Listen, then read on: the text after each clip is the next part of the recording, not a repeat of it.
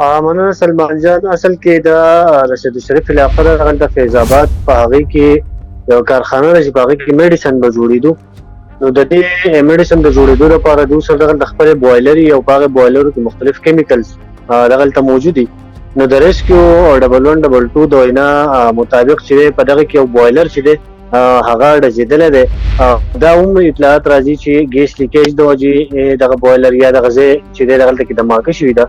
نو څه ټایم کې چې دماکه شوې ده په هغه ټایم کې بیا د دغې کارخانې چت چې دی هغه راتاو شوی دی او په هغې کې ټوټل چې دی تقریبا دا اطلاعات راځي چې 12 کسان په هغې کې زخمیان شوي.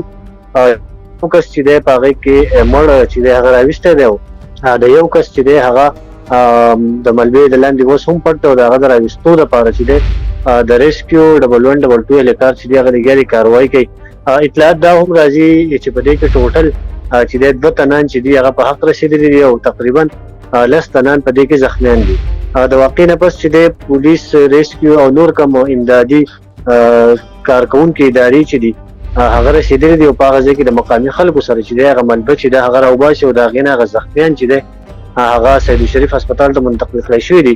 په اخري اطلاعاتو پورې چې دی یو تن چې دی هغه اوس هم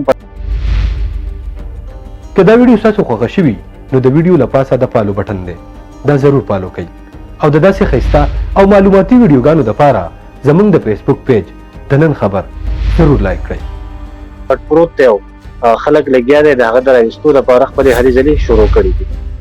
دا بوایلر په اصل کې د په دې کې دوی مختلف خپل کیمیکلز دپاره به یوز کوي. اوس الله علم دی چې دا جنریټر ډزېدلی دی، ګیس لیکیج چې دی دغه بوایلر ډزېدلی.